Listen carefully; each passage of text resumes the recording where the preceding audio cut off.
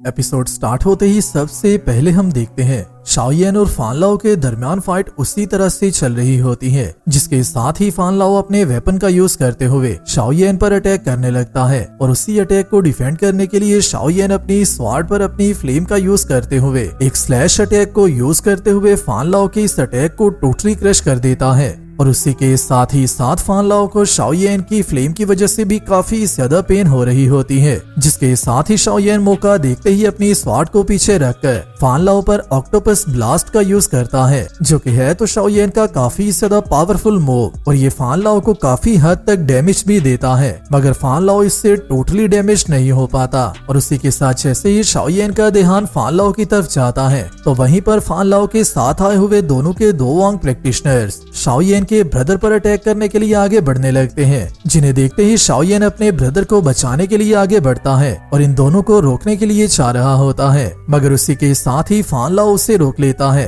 ताकि जितनी देर शाओयेन फान लाओ के साथ बिजी है तब तक उसके साथ आए दोनों के प्रैक्टिशनर्स शाओली को किल कर दें। मगर जैसे ही ये लोग शाओली पर अटैक करने के लिए उसके काफी ज्यादा क्लोज आ जाते हैं तो उसी के साथ ही यहाँ पर एंट्री होती है जियान और लिन यान की, जो कि आते ही इन दोनों को बहुत ही आसानी से बैक ऑफ कर देते हैं। और इसी के साथ ही लिन यान शाओयेन से कहता है अभी के लिए तुम अपना सारा ध्यान फान लाओ पर कर सकते हो, और रही बात इन हल्के फुल्के प्रैक्टिशनर्स की तो इनको हम बहुत ही आसानी से होल्ड कर लेंगे, इन्हें तुम मेरे और जियान के ऊपर छोड़ सकते हो। जिसके साथ ही जियान और लिन यान दोनों ही फान लाओ के साथ आए हुए प्रैक्टिशनर्स के साथ फाइट करने के लिए आगे बढ़ने लगते हैं। और इसी को देखते ही शाओयेन फान लाओ से कहता है आज के दिन मुझे ऐसा लगता है कि तुम्हारा यहाँ पर मरना तय है और तुम्हें यहाँ से जिंदा कोई भी नहीं बचा सकता और ना ही तुम यहाँ से वापस जाने वाले हो। जिसे देखते ही फान लाओ हल्का सा शॉकिंग रिएक्शन देता है। हालांकि काफी ज्यादा लोग मुझे इस बात का कमेंट करते हैं कि बैटल थ्रू द हेवंस की सीरीज टाइम के साथ साथ बोरिंग होती जा रही है, जिसके पीछे की रीजन इसकी स्टोरी नहीं बल्कि इसकी सिचुएशन को डिफाइन करने का तरीका है, जहां पर सीरीज के इस तरह के रिएक्शंस को और भी ज्यादा अमेजिंग बनाया जा सकता है। और उसी के साथ ही साथ इसके बैकग्राउंड म्यूजिक का यूज करते हुए स्टोरी को वापस इसकी पीक तक लेकर जाया जा सकता है। मगर फिर भी बैटल थ्रू द हेवंस काफी ज्यादा सीरीज में आज भी टॉप रैंकिंग में आती है और मुझे उम्मीद है कि आने वाले टाइम में स्टूडियो इस पर और ज्यादा काम करते हुए इसे टॉप एंड लेवल की सीरीज में ले जाएगा। तो जैसे ही फान लाओ शाओयेन को रिएक्शन देता है उसी के साथ ही अपने साथ आए हुए सारे टीममेट्स को कहता है जल्दी से मेरी बात को ध्यान से सुनो, यहाँ पर मौजूद जितने भी लोग हैं उन सब को किल कर दो। और इसी के साथ ही हम आते हैं वापस छोटे प्रैक्टिशनर्स की चल रही फाइट पर, जहाँ पर ये सब लोग आपस में कॉन्टिन्यूसली फाइट करते जा रहे होते हैं। मगर उसी के साथ ही पेन गेट के सारे मेंबर्स यहाँ पर आ जाते हैं और इन्हें ज्वाइन करते ही इन सब की काफी ज्यादा हेल्प करते हैं, जिसे देखते ही फान लाओ और भी ज्यादा गुस्सा हो जाता है और उसी के साथ ही कहता है शाओयेन मैं तुम्हारे से नहीं डरता।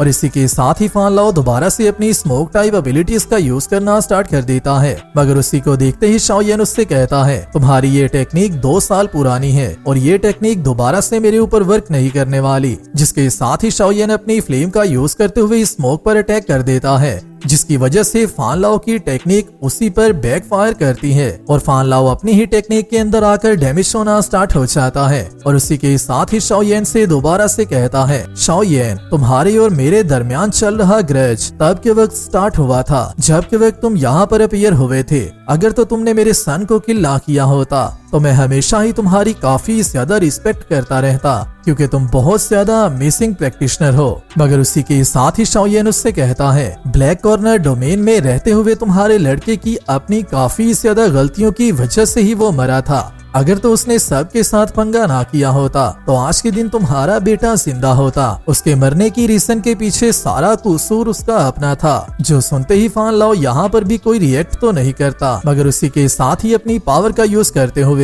दोबारा से एक और स्पीयर अटैक का यूज करते हुए शाओयेन पर अटैक करने लगता है, जिसको कि शाओयेन वापिस अपनी फ्लेम का यूज करते हुए बहुत ही आसानी से क्रश कर देता है। और उसी के साथ ही फान लाओ से दोबारा से कहता है शायद से तुम्हें अभी तक इस बात की समझ नहीं आ रही कि तुम मेरा कुछ भी नहीं बिगाड़ सकते। जिसके साथ ही शाओ येन अपनी पावर का यूज करते हुए फान लाओ के क्रिएट किए हुए स्मोक में एंटर हो जाता है और यहाँ पर डेफिनेटली इन दोनों के दरमियान फिजिकल फाइट हुई होगी, जिसकी वजह से ही इन दोनों के टकरा रहे ब्लोस की वजह से यहाँ पर काफी ज्यादा पावरफुल शॉक वेव्स भी क्रिएट हो रही होती हैं। और कुछ ही सेकंड के बाद जैसे ही ये दोनों स्मोक से बाहर आते हैं तो यहाँ पर फान लाओ की हालत काफी ज्यादा खराब हो चुकी होती है। जिसके साथ ही फान लाओ दोबारा से शाओ येन को धमकी देते हुए उससे कहता है, तुम्हें किसी बात के बारे में भी नहीं पता। अगर तो तुम ब्लैक लीग के सामने खड़े होने की कोशिश कर रहे हो कि तुम कभी भी सुकून से जिंदा नहीं रह पाओगे, ब्लैक लीग तुम्हारा जीना हराम कर देगी। मगर उसी के साथ ही शाओ येन उससे कहता है, क्लैन मास्टर फान लाओ, तुम्हें परेशान होने की जरूरत नहीं है। आज से 2 दिन के बाद मैं ब्लैक लीग में जाकर हान फेंग के साथ भी अपने स्कोर को कंप्लीट करने वाला हूं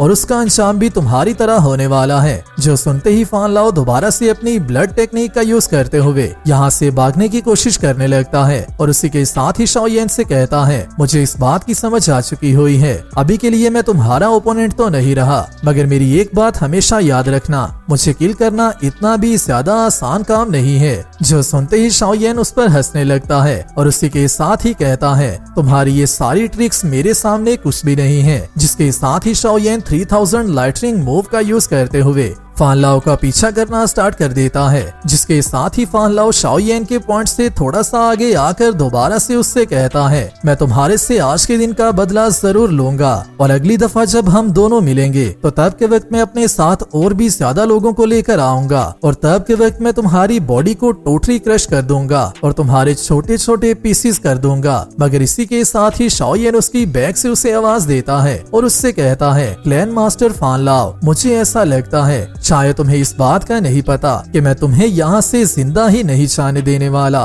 तो फिर तुम कौन सी उम्मीदें लेकर बैठे हो। जिसके साथ ही शाओ येन उसके पीछे अपीयर हो जाता है और उसी के साथ ही अपनी फ्लेम का यूज करते हुए फान लाओ पर दोबारा से अटैक कर देता है। और फान लाओ जो कि ब्लड टेक्निक्स को प्रैक्टिस करता है, उसके लिए किसी भी एल्केमिस्ट का सामना करना वैसे ही काफी ज्यादा मुश्किल बात होती है, जिसकी वजह से यहाँ पर फान लाओ का आर्क भी मुकम्मल हो जाता है और फान लाओ की स्टोरी यहीं पर कंप्लीट हो जाती है। क्या आप लोग बैटल थ्रू द हेवंस के नेक्स्ट एपिसोड के नॉवल के बारे में जानना चाहते हो, या आप लोग साउथ लैंड के आने वाले एपिसोड की सारी डिटेल्स को जानना चाहते हो, या फिर स्वेलोड स्टार जो कि अभी के लिए डिले हो चुकी है, आप लोग उसके आने वाले एपिसोड का वेट नहीं कर सकते और आप लोग उसकी नेक्स्ट स्टोरी के बारे में जानना चाहते हो, तो आप सबको पता है उसके लिए नेक्स्ट इन नॉवल 2.0 का चैनल मैंने क्रिएट कर लिया है, जिसका लिंक नीचे डिस्क्रिप्शन में मौजूद है। वहाँ पर मैंने आप सबको 10K सब्सक्राइबर्स का टारगेट दिया था और मैंने स्वेलोड स्टार की नॉवल की वीडियोस को ऑलरेडी क्रिएट कर रख लिया हुआ है। मगर जैसे ही आप लोग वहाँ पर 10K सब्सक्राइबर्स कंप्लीट कर देते हो, उसी के साथ ही मैं कंटिन्यूअसली वहाँ पर वीडियोस को अपलोड करना स्टार्ट कर दूंगा। लिंक नीचे डिस्क्रिप्शन में मौजूद है। जल्दी से जल्दी वहाँ पर 10K सब्सक्राइबर्स को कंप्लीट करवा दो। क्या आप लोग बैटल थ्रू द हेवंस के नेक्स्ट एपिसोड के नॉवल के बारे में जानना चाहते हो, या आप लोग साउथ लैंड के आने वाले एपिसोड की सारी डिटेल्स को जानना चाहते हो, या फिर स्वेलोड स्टार जो कि अभी के लिए डिले हो चुकी है, आप लोग उसके आने वाले एपिसोड का वेट नहीं कर सकते और आप लोग उसकी नेक्स्ट स्टोरी के बारे में जानना चाहते हो, तो आप सबको पता है उसके लिए नेक्स्ट इन नॉवल 2.0 का चैनल मैंने क्रिएट कर लिया है, जिसका लिंक नीचे डिस्क्रिप्शन में मौजूद है। वहाँ पर मैंने आप सबको 10K सब्सक्राइबर्स का टारगेट दिया था और मैंने स्वेलोड स्टार की नॉवल की वीडियोस को ऑलरेडी क्रिएट कर रख लिया हुआ है। मगर जैसे ही आप लोग वहाँ पर 10K सब्सक्राइबर्स कंप्लीट कर देते हो, उसी के साथ ही मैं कंटिन्यूअसली वहाँ पर वीडियोस को अपलोड करना स्टार्ट कर दूंगा। लिंक नीचे डिस्क्रिप्शन में मौजूद है। जल्दी से जल्दी वहाँ पर 10K सब्सक्राइबर्स को कंप्लीट करवा दो। जिसके साथ ही शाओ येन आते ही जैसे ही वापिस छोटे प्रैक्टिशनर्स को देखता है तो वो सब लोग अभी भी फाइट कर रहे होते हैं और शाओ येन की टीम के 2 अभी के मेन मेंबर्स जियान और लिन यांग फिजिकल फाइट में बहुत ही आसानी से फान लाओ के साथ आए हुए प्रैक्टिशनर्स को बीट डाउन करते जा रहे होते हैं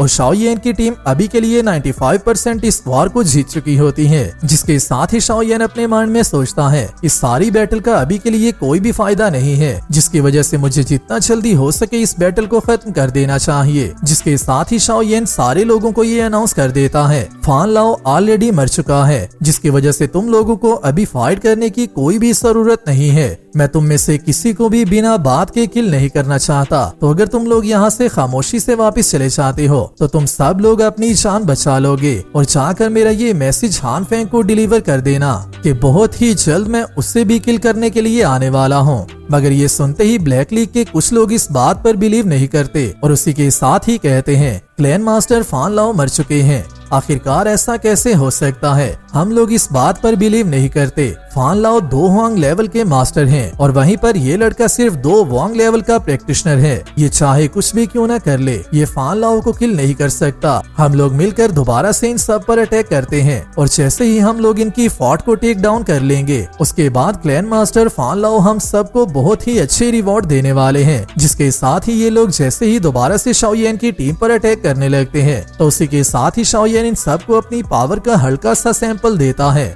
और अपनी फ्लेम का यूज करते हुए इन्हें यहीं पर क्रश कर देता है। जिसे देखते ही बाकी के सब लोग काफी ज्यादा डर जाते हैं और इसी को देखते ही शाओली कहता है शाओयेन का ये मूव सच में काफी ज्यादा स्केरी है क्योंकि ये टोटल बॉडीज को ही राख में बदलता जा रहा है। जिसके साथ ही शाओयेन आते ही फोर्ट के ऊपर खड़ा हो जाता है और उसी के साथ ही बाकी के सारे ब्लैक लीग के लोगों से कहता है क्या तुम लोग अभी भी इस बैटल को कंटिन्यू रखना चाहते हो? जिस पर वो सब लोग काफी ज्यादा डर जाते हैं और उसी के साथ ही वहाँ से भागना स्टार्ट कर देते हैं। जिसे देखते ही शाओली के सारे टीम मेंबर्स काफी ज्यादा अमेज़ होते हैं क्योंकि वो लोग इस बैटल को जीत चुके हुए हैं। जिसके साथ ही हम नेक्स्ट व्यू में देखते हैं नेक्स्ट डे के व्यू को, जहां पर शाओयेन अपने पैन गेट की टीम के 4 मेन मेंबर्स के सामने खड़ा होता है और उसी के साथ ही इन सब का शुक्रिया अदा करते ही इन सब से कहता है तुम सब लोगों ने मेरी इस मर्तबा काफी ज्यादा हेल्प की है। मैं शाओयेन भी फ्यूचर में तुम्हारी आज की हेल्प को कभी भी नहीं भूलूंगा। मगर उसी के साथ ही लिनियान शाओयेन को ज्यादा बातें करने से रोक देता है और उसी के साथ ही शाओयेन से कहता है हम लोग ऑलरेडी एक दूसरे को काफी सालों से जानते हैं, जिसकी वजह से तुम्हें हमारे साथ इस तरह बात करने की कोई भी जरूरत नहीं है। और अगर आने वाले टाइम में मैं कभी भी किसी भी मुसीबत में फंस जाता हूँ तो मैं भी तुम्हें कभी माफ नहीं करूंगा क्योंकि तुम्हें हर दफा ही मेरी हेल्प करने के लिए आना होगा। और इसी के साथ ही जियान भी शाओयेन से कहती है मैंने भी तुम्हारी काफी ज्यादा हेल्प की है जिसकी वजह से तुम्हें मुझे भी नहीं बोलना होगा। जिस पर शाओयेन जियान से कहता है मुझे तुम्हारी हेल्प भी याद है और मैं तुम्हारे लिए ट्रांसफॉर्मेशन पिल्स को भी याद रखूंगा और उन्हें भी क्रिएट करूंगा। और इसी के साथ ही शाओयेन वूहा और होचिया से कहता है मैं तुम दोनों की हेल्प करने के लिए भी कभी भी हेसिटेट नहीं करूंगा क्योंकि तुम दोनों भी मेरे काफी अच्छे टीममेट हो। जो सब बातें करते हुए ये लोग काफी ज्यादा रिलैक्स हो जाते हैं। मगर उसी के साथ ही शाओली की बॉडी में पेन होना स्टार्ट हो जाती है जिसकी वजह से वो एक साइड आ जाता है जिसे कि शाओयेन देखते ही उसके पीछे आ जाता है और आते ही शाओली से कहता है सेकंड ब्रदर इन 2 सालों में तुम्हारे साथ क्या कुछ हुआ है? जिसके साथ ही शाओली उसे बताता है शाओयेन तुम हमारी शाओ फैमिली के सबसे ज्यादा अमेजिंग पर्सन हो। जब के वक्त मैं यहाँ पर आया था तो तब के वक्त मेरे फर्स्ट ब्रदर ने मुझे इस बात का ऑर्डर ऑलरेडी कर दिया था कि हम दोनों को चाहे कुछ भी क्यों ना हो जाए शाओयेन का फ्यूचर हमेशा ही ब्राइट रहना चाहिए और शाओयेन को कुछ भी नहीं होना चाहिए। अगर तो मुझे अपनी शाओ फैमिली के साथ हुए सारे रिवेंज के बारे में भी याद ना होता तो जैसे ही मुझे तुम्हारी डेथ के बारे में पता चला था तो मैं शायद से उसी वक्त ही सीधा जाकर उन सब के साथ फाइट करने के लिए चला जाता। मगर एक बात जो मुझे भी याद थी कि मैं अपनी इन एबिलिटीज पर रिलाय करते हुए कभी भी तुम्हारी मौत का बदला नहीं ले सकता। मगर शायद से मेरी किस्मत अच्छी थी जिसकी वजह से गॉड ने मुझे एक चांस दिया था। और जैसे ही ये लोग माउंटेन्स में मेरा पीछा कर रहे थे तो तब के वक्त कोइंसिडेंटली मैं एक ऐसी जगह पर पहुंच गया था जहां पर मुझे ये चीज मिली थी। जिसके साथ ही शाओली अपने पास से एक लिटिल बॉक्स को बाहर निकाल लेता है और उसी के साथ ही शाओयेन से कहता है इसके ऊपर लिखी स्टेटमेंट के मुताबिक इसके अंदर मौजूद 2 ब्लड रेड पिल्स ही एक दादोशी की पावर को क्रिएट कर सकते हैं और उसी के साथ ही साथ उसे बहुत ही कम टाइम में 2 वांग लेवल तक राइज करवा सकते हैं। मगर जैसे ही कोई भी इन्हें यूज कर लेता है उसके बाद उसके पास सिर्फ 3 साल का टाइम ही बचता है और 3 साल के बाद वो मर जाएगा। जो सुनते ही शाओयेन काफी ज्यादा शॉक होकर कहता है ये तो लाइफ ड्रेनिंग पिल्स हैं, क्या तुमने इन्हें यूज कर लिया है? जिस पर शाओली उससे कहता है इसके अलावा मेरे पास और कोई भी रास्ता मौजूद नहीं था। मगर उसी के साथ ही शाओयेन उससे कहता है तुम्हें अच्छे से इस बात का पता है कि ये सारी पावर तुम्हारी लाइफ फोर्स को ड्रेन करने के बाद तुम्हें मिलेगी, तो फिर तुमने इन पिल्स का यूज क्यों किया था? जिस पर दोबारा से शाओली उससे कहता है अगर तो मैंने इन्हें यूज ना किया होता तो फिर मुझे तुम्हारी असैसिनेशन का बदला लेने के लिए काफी ज्यादा टाइम वेट करना पड़ता। जो सुनते ही शाओयेन और भी ज्यादा परेशान हो जाता है और उसी के साथ ही शाओली उससे कहता है, तुम्हें मेरे लिए परेशान होने की जरूरत नहीं है, तुम जिंदा हो, मेरे लिए ये बात ही बहुत ज्यादा अच्छी है और मैं ये जानकर काफी ज्यादा अमेज़ हूँ कि हमारी शाओ फैमिली के राइज होने के चांसेस अभी भी मौजूद हैं। मैं शाओ फैमिली का बर्डन अपने पीछे से तुम्हारे ऊपर छोड़कर जा रहा हूँ। मगर उसी के साथ ही शाओयेन उसके पास मौजूद लाइफ ट्रेनिंग पिल्स के बॉक्स को उससे ले लेता है और उसी के साथ ही उससे कहता है, क्या इस बॉक्स के साथ तुम्हें कोई और भी चीज मिली थी? क्या वहाँ पर और कुछ भी मौजूद था? जिसके साथ ही शाओयेन का ब्रदर कुछ याद करते ही दोबारा से एक स्क्रोल को अपने पास से बाहर निकाल लेता है और उसे शाओयेन को देते ही उससे कहता है, इन पिल्स के साथ ये स्क्रोल मौजूद थी, मगर मैं अपनी एबिलिटीज का यूज करते हुए इसे ओपन नहीं था कर पाया। जिसके साथ ही शाओयेन इस स्क्रोल को अपने ब्रदर से ले लेता है और उसी के साथ ही कहता है, इसमें जरूर लाइफ ट्रेनिंग पिल की रेसिपी मौजूद होगी। सेकंड ब्रदर, तुम्हें परेशान होने की जरूरत नहीं है, मैं 1 साल के अंदर अंदर तुम्हारी इन लाइफ ट्रेनिंग पिल्स का एंटीडोट क्रिएट कर लूंगा। जो सुनते ही शाओली हंसने लगता है और उसी के साथ ही शाओयेन से कहता है, अगर तो तुम जिंदा हो तो मेरे लिए इतना ही काफी है, इसके अलावा मुझे किसी चीज की जरूरत नहीं है, ना ही एंटीडोट मेरे लिए इम्पोर्टेंट है और ना ही पावर से मुझे कुछ लेना है। मगर उसी के साथ ही शाओयेन उसे रोक देता है और उससे कहता है, सेकंड ब्रदर, तुम्हें ऐसी बात करने की कोई भी जरूरत नहीं है, अभी के लिए तुम मेरे साथ आओ और हम लोग यहाँ से जियानेन एकेडमी वापस जा रहे हैं, जहाँ पर जाकर मैं तुम्हारी सारी वाउंड्स को हील करूंगा और आज से 2 दिन के बाद हम लोग जाकर हान फेंग के साथ मेरे सारे इशू को खत्म करेंगे और मैं हान फेंग से अपना बदला लेने वाला हूँ। जिसके साथ ही हमारा ये एपिसोड यहाँ पर फाइनली कंप्लीट होता है। वीडियो अच्छी लगी है तो वीडियो को लाइक कर दो और नेक्स्ट आने वाली वीडियो के लिए चैनल को सब्सक्राइब लाजमी कर लेना। मैं मिलता हूँ आप सबसे नेक्स्ट वीडियो में, तब तक अपना और अपने प्यारों का ख्याल रखियो।